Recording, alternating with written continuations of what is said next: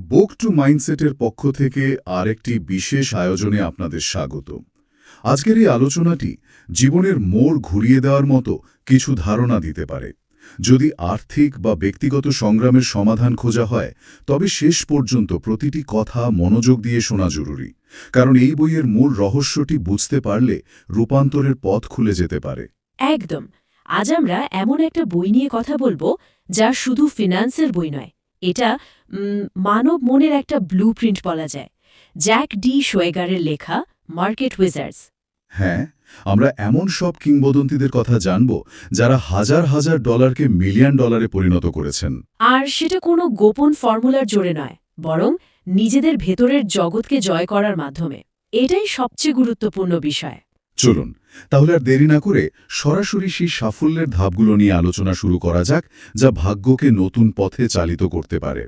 প্রথম যে বিষয়টা, সেটা হলো ব্যর্থতার ভয়। এটা তো প্রায় সবার মধ্যেই থাকে, তাই না? অবশ্যই থাকে, কিন্তু উইজার্ডসরা আমাদের শেখান যে উঠতে শেখার আগে পড়তে শিখতে হয়।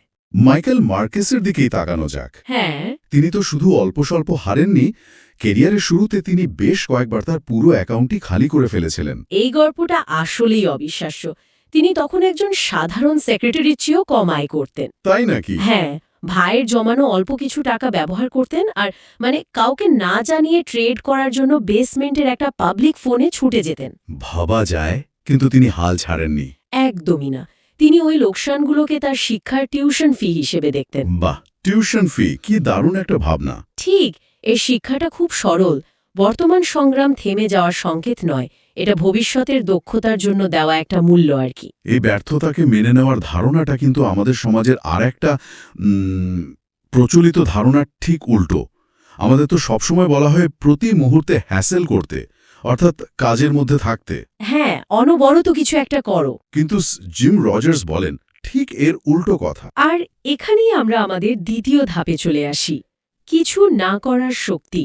জিম রজার্স বলেন, সম্পদের আসল রহস্য হল ধৈর্য, অবিশ্বাস্য ধৈর্য। তিনি তো ততক্ষণ অপেক্ষা করেন যতক্ষণ না টাকা ঘরের এক কোণায় পড়ে থাকে, আর তাকে শুধু গিয়ে সেটা তুলে আনতে হয়। কথাটা বেশ মজার।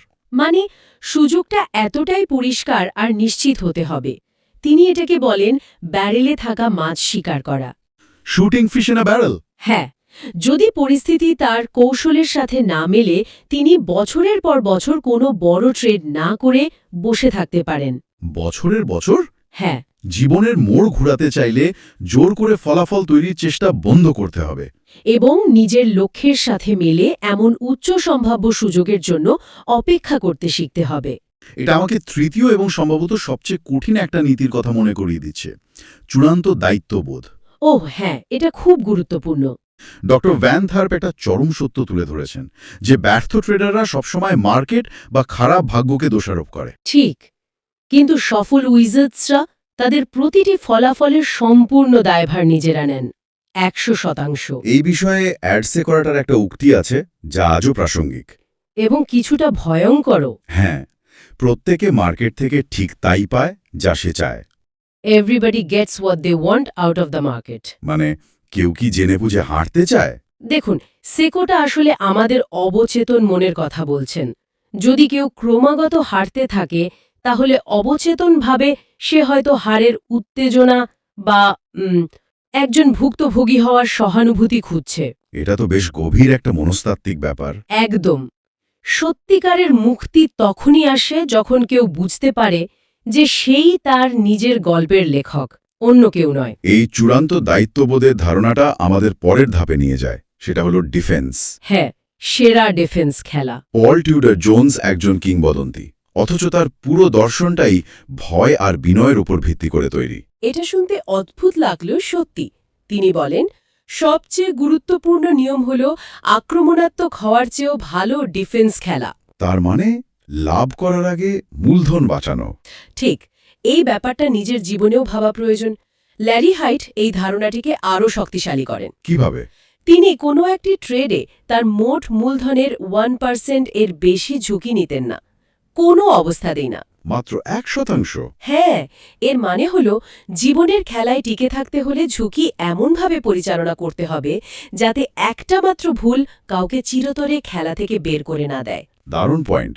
আর এখান থেকেই তো আসে নিজস্ব স্টাইল তৈরি করার ব্যাপারটা, তাই না? কারণ সবার ঝুঁকি নেওয়ার ক্ষমতা বা ধরন তো এক নয়।